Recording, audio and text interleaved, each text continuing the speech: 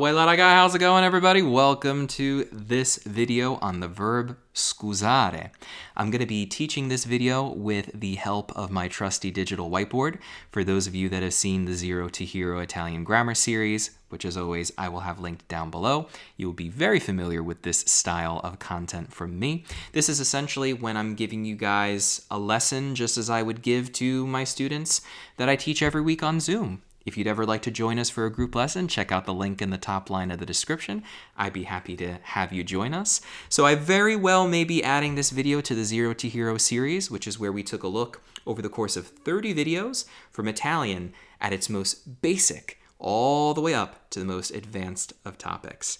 And this one incorporates a lot of the material in that series, so this very well may be the 31st episode. Anyway, without further ado, let's head on over to the digital whiteboard. Obviously, if you would like to take a look at the Zero to Hero series, you can for channel members. I also now have it available ad-free, which is pretty cool, but if you don't mind the ads, no problem. You don't have to become a channel member, whatever floats your boat. So we're looking at the verb scusare. This means to excuse. Okay. Now, why are we going to dedicate a whole lesson to something like the verb to excuse, where we learn very early on that you can say scusa, or you can also say mi scusi, right? Now, you might also be thinking, okay, yeah, so I learned these. Why are they important? Why do I have to dig into it? Or you might also be thinking, I never really thought that much about it. Why are there two different versions? What about also scusate? Well, that's what we're going to be talking about today. Now, I would say it would be helpful to have seen some of my other videos, especially those from the Zero to Hero series. So I'm going to call these our prereqs, some videos that you guys can take a look at to help you. So the presente, I would say our object pronouns video. So object pronouns, both of them, the direct and indirect. The reflexive videos, so reflexive verbs. And then the real ones that are going to be a lot of the meat of today, congiuntivo. We've got 4 videos on that. And then also the imperativo. We've got 3 videos on that. You probably could just watch maybe the one that has the formal lay, which might be the second video. I can't remember because I filmed that such a long time ago. But anyway, I would say these are helpful. I'll have all these videos linked down below in the description. So yeah, we're going to be beginning though talking about these guys right here, scusa and mi scusi. Why do we even do that? And then we'll dig a little deeper. Okay, so what is the whole idea with when you tell someone scusa? When do you use it? When is it appropriate? Okay, scusa is when you say excuse me, to someone you know. This is what we call the familiar, also known as the informal, which essentially means the tu form. So when you know someone and you're referring to them as tu, right? Now we need to think for a moment.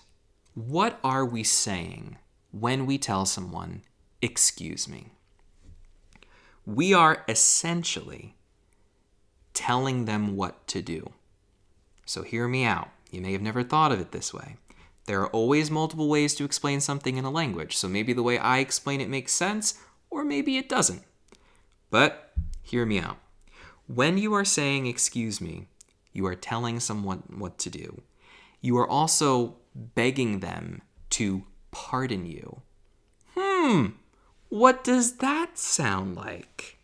So scusa can also be I beg your pardon. Okay, why am I saying that? What does it mean when you're begging?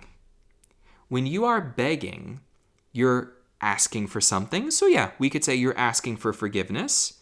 Maybe you're not commanding someone. You could look at it that way. But when you're begging for something, you're really hoping someone will give you something. You know how we use the expression like dammi il telefono, right? You're telling someone, give me the phone. Dammi il telefono. Yeah. Technically, you could also say you're asking them for it. From a grammatical perspective, we call this a command. Dammi il telefono. But what happens if you use a rising intonation and you go, dammi il telefono per favore? It can work. It can work. There will be those that say, it's not the best, but it can work. People speak that way. So we're in that world. We're in that realm, okay? So why can scusa also be I beg your pardon? Well, because that's another way of saying excuse me. We say I beg your pardon, we just say pardon, or we say excuse me. Okay, so that's what scusa means. But why am I talking about it in reference to a command? Because I want you to start thinking about imperativo. That's why. Now, this ends in an A, right? So if I'm talking about a command, and if you saw all of my videos on the imperativo, you'll be knowing this is a command in the to form. I also said before, to form. There's all a reason behind this, okay? There's a method to the madness, if you will, just to use that expression, okay? Perhaps for lack of a better expression, but I just liked the way it sounded. Okay, so let's break that down. So when we have scusare, and when we're using it in the imperativo, I'm just gonna change the spelling here. I wanna make it a little bit clearer that that is an R, because I'm handwriting things on a board, on a digital board, and it's not always perfect. But if I can make it perfect, I will try. So, imperativo. What happens when we have the to form? I usually write things like this. Are verbs, when you're making a command, giving an order, or an invitation, or I don't want to say forcibly asking, but I'm just trying to find a way to include ask with a command. It ends in the letter A. So we say scusa. And I usually put an exclamation point at the end so I know we're using imperative. What are other verbs like this? How can I associate imperativo in the to form with other are verbs? Well, for example, let's just talk about other verbs. We can say mangia, right? Mangia. That just means eat. So eat. You're talking to one person, you're telling them eat. Mangia. How about if you want to tell someone to speak? You say parla. That means speak to one person. Now, what happens if we use a different person? If we're talking about us and we're giving a command? Well, then maybe at that point I'll say andiamo, right? Andiamo. Now, we all know andiamo can mean we go, or we are going, or even we will go. But it can also mean, when I'm saying dai ragazzi andiamo, that means let's go. We use then in English the word let's, right? Let us go. I'm telling the whole group of us, let us go. Think of words like that to help make sense of scusare, right? When I say I beg your pardon, I'm using the word beg. When I'm saying let us go, doesn't it kind of feel like church language or old-fashioned language, or it's very chivalrous or very old-timey? It's got something to do with like not what you maybe would hear in a pop song. You know what I mean? Keep that in mind, okay? Keep that in mind. There's all reasons for this madness, as I was saying. Keeping on that theme for a moment, would you mind if I just divagare per un secondo? I just go off on a tangent for a moment. So divagare is sort of like to derail, diverge maybe. Yeah, a divergence. It is to, I'm going to veer off the track for a moment, okay? I'm going to digress. Yeah, see what happens when you use the whiteboard? Letters come out a little funny sometimes. Digress. Okay, I'm going to digress for a moment, okay? Let's talk about the word prego. Now, we all know that prego means you're welcome, right? You're welcome. But even think about that for a moment. Someone says thank you, and you say you're welcome. Why? Because you're welcome to ask me. You're welcome to do this again. You are welcome to do the thing that you asked for me. So for me, it is not a problem. So you said thank you, which is wonderful. You're showing your grace, but I'm going to show you grace back. Think of like Bridgerton, you know, that kind of language. If you're fans of Bridgerton, put your head in that zone, in that world.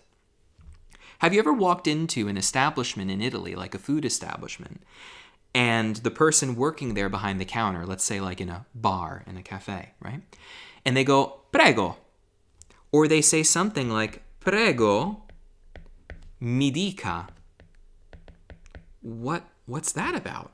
Prego, mi dica, or just prego. Why are they saying you're welcome? And what is this dica? What does that come from? That's what we're talking about today, Okay? So, prego can also mean I pray. It can also mean I beg, right? Also, think of the word praying. I mentioned church language before. What is prayer, right? There are many forms of prayer. You can go look into them if you're interested. But what is prayer, right? You're usually having a conversation. You're asking for something, right? Maybe you're even begging for something. That's how this is all connected, you see? So when the person at the counter is saying prego, they're essentially saying, I pray you ask me. I beg you ask what you want. I am at your service. It's this very chivalrous. That's the word that comes to my mind. If you're like me and sometimes you like learning about different parts of history, I quite like seeing how other governments work. And I have watched many times when there is the state opening of Parliament in the UK. You can find these videos on YouTube. Pay attention to this one thing that the monarch says. When it is time to begin, the monarch is on the throne and they say, "My lords, pray be seated." Why is it pray be seated? Because I ask that you may sit. In prayer, it's like you're asking, you may ask for something to come true. See what I'm saying? So if you put your head in this world, this kind of stuff will start to make sense. Why are you asking someone to excuse you? You are hoping that they will excuse you for perhaps your trespasses or your improper actions. Please pardon me. Okay, enough of that. We got the idea. Mi dica is imperative mood in the formal lei. When we use imperativo with lei, we use the congiuntivo presente form. Okay? So dire in the congiuntivo presente in the lei form for lei, I'm going to write it like this for you, becomes dica. When we have scusare, right, which is what we're talking about, this becomes lei scusi. Because are verbs, they start ending like that for io, tu, lui, lei. Okay, so check out my videos on imperativo and congiuntivo. This will make some more sense. But anyway, let me go back to where we were going with all this, okay? Where were we going with all this? That was our little divago. That was our little digression for a moment. We want to come back to here. So, come back to here with scusa. Where are we getting at with this? This is imperativo in the to form. It ends in the letter A, just like I was saying words like mangia and parla. Okay? But when we're being formal, the formal forms change because they start using the congiuntivo presente endings. For example, let me show you the verb andare. When we're using congiuntivo presente for andare in the lei form, what is that form? Vada. So if you want to tell, like a sir or a ma'am, you're saying signore, signora, please go on ahead. You would say vada. You would say vada, not va, but vada. Va is the to form. So yeah, we've got videos on all this stuff if you want more info. But let's take it back. We're going to chiudiamo parentesi. We're going to close the parenthesis, okay? And we're going to go back to scusare. So let's rewrite that. So scusare is to excuse, okay? And in the to version, it just ends in the letter A. So this is you telling someone, you excuse. And who is it you're excusing? It's understood me. Now, when we're being formal, what do we say? It takes on the congiuntivo presente form, which is just scusi. Could you just say scusi? You could. But because we're being formal and we want to explain everything and be super, super clear, put the me before it. Could you say mi scusa? You could, but no one does that. Instead, they do something else. In the imperative, when you're not being formal, you can actually take an object pronoun and tack it on to the end of a conjugated verb. So yeah, having seen our lesson on the imperative is going to be imperative for today's lesson. You could also say scusami. Scusami. That's how you can do it. in the imperative, when you're being informal, you can take an object pronoun and put it at the end of a conjugated verb. But you can't do it when you're being formal. It's not allowed. You don't say scusi mi. It doesn't exist. But you can say scusami. So either scusa or scusami. That means excuse me. Because you are asking the person to excuse you. You're telling them to excuse you. You're begging for their excusal, if that's even a word. You're begging for their pardon. Okay. So the next form I want to show you is the voi form. If you're talking to a group of people, you just say scusate. Scusate, scusate ragazzi. If you want to specifically say, all of you excuse me, you want to really drive that me point home, what is it going to be? Scusatemi. And I like the accent mark. That's how I keep it in my head. This is imperative. Okay? As always, this is an exception to the general rule in Italian. We never put pronouns at the end of a conjugated verb. But in this verb form, in the imperative, we can. So, scusatemi. But only when you're being informal. It can't be used with the lei. It has to be separate. And then the lei takes on the congiuntivo presente form. Just borrows it from there. Makes it a little bit more polite, a little bit more, oh, I hope you would excuse me if ever it were possible. You know how even one would speak that way when being super, super formal and archaic? Remember, think of that whole world, that whole way of speaking. It's that kind of situation. And that's then where prego comes from. So I'm pretty happy with all of this. I think this was a very nice lesson on scusare. Should we recap? Because we basically just did a recap. Because I went off on that whole tangent about prego. But when you hold the door open for someone, you can say prego. So you could say prego, which means either you're welcome, okay? Like you're welcome to go. That works. You're welcome to join us. But, well, you could use that in Italian. Yeah, prego. Yeah, you would then say sei il benvenuto, honestly. You would say sei il benvenuto. Anyway, this can also mean after you. So you can hold the door and go, prego, and it means after you. You could tell someone being formally, signore, or signora, right? Signore, yeah, just put an a at the end. Signore or signora, prego. So please, this can mean sir or ma'am. After you. There you go. After you. You want to then give more of a command using andare in the formal. Vada. Vada pure is even nicer. This is like go on ahead. Go on ahead. But this is formal. If you're being informal, you can either say va, but vai is acceptable. But va is the I guess you would say like the standard, the rule-based one. Doesn't really matter, honestly. Like how we word it. It exists. We don't have a term. We just say it's there. So, vada pure, when you're being formal. So, vada pure, signora. Prego. Look at that. Let's write that whole thing down. But, just want to show you. Vai pure, va pure, vai pure. You can even use them interchangeably. Please, go on ahead. It's giving them a command. You're letting them do it. Right? You're bestowing something upon them. Use words like that if that helps, okay? So, yeah. Anyway, let me show you that whole phrase. So, signore or signora, you could use either one. Signore, vada pure,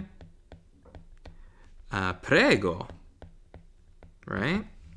So, sir, go on ahead. I'm using that as a translation. You can use a different translation if you prefer. And this can almost have the sound of please, right? Please. What does the word please mean, right? The word please means something is pleasurable, it's okay, it's nice. So if you're asking for something and you say please, what does please mean? Please is like, it would please me if you were to do this for me, right? It's polite. So it's really this idea of polite etiquette, that kind of language. There are definitely other terms you could use as well. But even think about that. What is please? Right? Please is you're asking for something and you're saying it would please you to have it. let that simmer. Let that just kind of settle. You know what I mean? You may have never heard things explained quite this way or questioned these little aspects of everyday life, but it has this noble, chivalrous, really polite, old school, old-fashioned, ancient language. Maybe not ancient. In Italian we say antico, but anyway. So prego. Prego is like a way of saying please. Like, please, after you. Why am I saying after you? I will go after you. I'm going to be gracious as to allow you to pass ahead of me. Even though I was here first, I will let you go. This noble, think of like, I don't know why I have this image in my head. It's like the knight lays down his shirt over the puddle so that the woman may cross without wetting her feet on the ground. You know what I mean? I don't know where that image comes from, but that's the idea. So yeah, I think we're good with our lesson on scusare here. I think we covered all the ground. If you have any questions, as always, let me know down below in the comments section. And be sure to check out my whole Zero to Hero Italian Grammar series. As I mentioned, I believe I have it also now available ad-free for channel members. Otherwise, if you don't want to become a channel member, no worries. I just figured it might be nice if you don't want to have to watch it with ads. So yeah, that's going to be it. Always remember to spread the love, guys. And I'll catch you all in the next video. Sound good? Okay, guys. Ciao. Alla prossima. Ciao.